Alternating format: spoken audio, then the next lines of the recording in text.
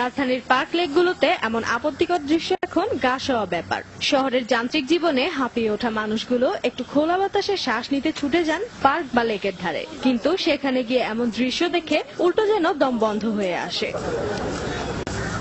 এমন অশ্লীলতা এখন সমাজের আনাচে কানাচে, যার প্রভাব পড়ছে উঠতি বয়সীদের উপর। অশ্লীলতা থেকে রক্ষা পাচ্ছে না স্কুল কলেজগুলো। পরিস্থিতি এমন পর্যায়ে পৌঁছে গেছে যে দিনে দুপুরে শিক্ষা প্রতিষ্ঠানের সামনে এমন দৃশ্য দেখেও এখন আর কেউ গা করেন না।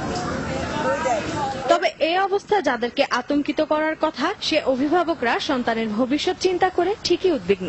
দেশের কালচার অনুযায়ী বাবা মার সচেতন হওয়া উচিত। হাঁটি একটু ভালো জন্য আসি, এই জিনিসটা দেখতে খুবই খারাপ লাগে। বাংলাদেশের মতো একটি অনুসরণীয় রক্ষণশীল সমাজ কেন দিন দিন রসাতলে যাচ্ছে, এমন প্রশ্নের উত্তর বিশেষজ্ঞরা খুঁজছেন নানাভাবে। কেউ এর জন্য দায়ী করছেন বিজাতীয় সংস্কৃতির আগ্রাসনকে, কেউ বা দায়ী করছেন অভিভাবকদের উদাসীনতাকে। প্রত্যেকটি ছেলে এবং মেয়ে এখন রাত জেগে বাজে ওয়েবসাইটগুলি দেখে। গ্লোবাল সংস্কৃতির ভিতরে অনেক ভালো কিছু আছে, তারা সেটা না গ্রহণ করে খারাপটাকে গ্রহণ করছে।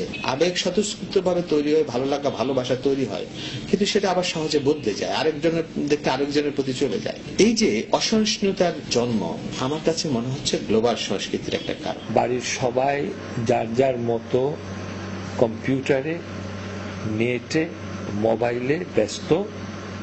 সুতরাং আগে যে ফ্যামিলি বন্ডেজটা ছিল, পরস্পরের প্রতি যে টান, এটা কমে যাওয়াতে আমরা অপরাধের প্রসার দেখি। চিরাচরিত পরিবার প্রথা ভেঙে যাওয়াকেও এর কারণ মনে করছেন তারা। ফ্যামিলি যে স্ট্রাকচার থাকে, ভাই বোনের মধ্যে যোগাযোগ হচ্ছে না, ভাইয়ের জায়গায় ভাই, বোনের জায়গায় বোন, কোনো একসাথে কথা নাই। যারা এখন মডার্ন যুগের তরুণ তরুণী দম্পতি, তাদের যে সন্তানগুলি হয়, তাদের অধিকাংশ সন্তান বড় হয় কাজের বুয়ার কাছে। তবে কারণ যাই হোক, এমন অবক্ষয়ের হাত ধরাধরি করে জীবনে আসছে ব্যর্থতা, যা থেকে তৈরি হচ্ছে হতাশা। তরুণ প্রজন্মকে যা শেষ পর্যন্ত নিয়ে যাচ্ছে অন্ধকার নেশার জগতে।